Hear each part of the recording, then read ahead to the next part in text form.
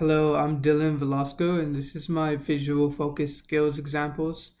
There's five phases in this process, with each having their own subcategories, which are formulate, which consists of message, audience, and sketches; organized, which consists of shape, proximity, and alignment; contrast, consisting of asymmetry, value, and color; unify, consisting of repetition, rhythm, and gestalt; and lastly, simplify, which consists of evaluation, elimination, and communication. So the first one I wanted to talk about was formulate, specifically messaging. This is Red Bull's website. I think they do a very good job of getting the message across to their viewers. So right here, they're showing basically all these crazy extreme sports and saying, that drinking a can of Red Bull is going to help you accomplish this. They have some stories and examples down here of people who are rock climbing, skateboarding. I'm not sure what he's doing. So I think Red Bull does a pretty good job in communicating with their message and who their audience is. A bad example of this, I think, is Corona. This is their website. You sort of just go on here and they don't really tell you anything, and they just say slow your scroll, take it all in. But I mean, they kind of leave it up to the viewer on what to infer as their message. The second one I'm going to talk about is organize, specifically shape, and I'm going to use Game Over Video Games. It's a relatively small gaming store. I think they built their website really well. Down here they show the examples. You can have Atari, Nintendo, or Sega Genesis, and they sort of just put everything in small boxes for you, small rectangles, and it really makes it hard to get lost in here. So everyone who comes to the website sort of knows already what they're looking for, and it's easy to find. It's very well organized. A bad example of this is Craigslist. I think Craigslist has some of the Craigslist that has some of the worst shape that I've seen in a website. They're sort of just nothing here. It's a bunch of links that lead you, a bunch of open white space, and it just goes all the way down.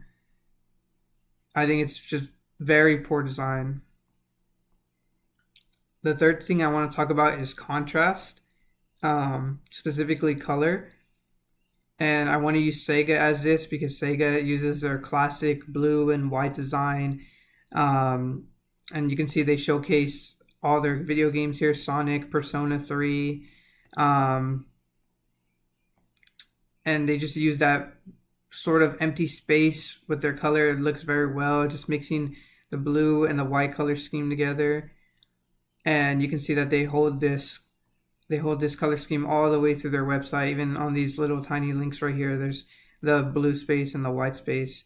So I think Sega does a really good job of using this color scheme and staying true to their classic nature. A bad example of color scheme, I think, is Argon website. They don't really have a color scheme. It's just sort of clutter and green and blue and white and black everywhere. It's also really, really unorganized. There's a bunch of everything here: ATVs, bikes, cars. It sort of just makes it really confusing to the viewer. It sort of scares them. Like right when you get on the website, you don't really know where to click, where to go. Even the search bar is sort of hard to find. So I think this is a very bad example of color. Our next one is unify, and I'm going to go with repetition. I think Apple does an amazing job at repetition. As you can see, right when you get on the website, it shows you the iPhone 17 Pro, the iPhone Air, the iPhone 17 again, the Apple Watch, just showing all their products. You scroll down here, it gives you essentials for the iPhones. So sort of like the AirTag and, like the wireless charging. And all through the website, it's just constantly repeating their products like the AirPods, the AirPod 4s, their iPads or MacBooks. So I think they do a great job at that. A bad example of repetition, I think, is Pawn America, because you sort of just click on the website and boom, it just gives you necklaces, a bunch of products, like a bunch of products that are pawned.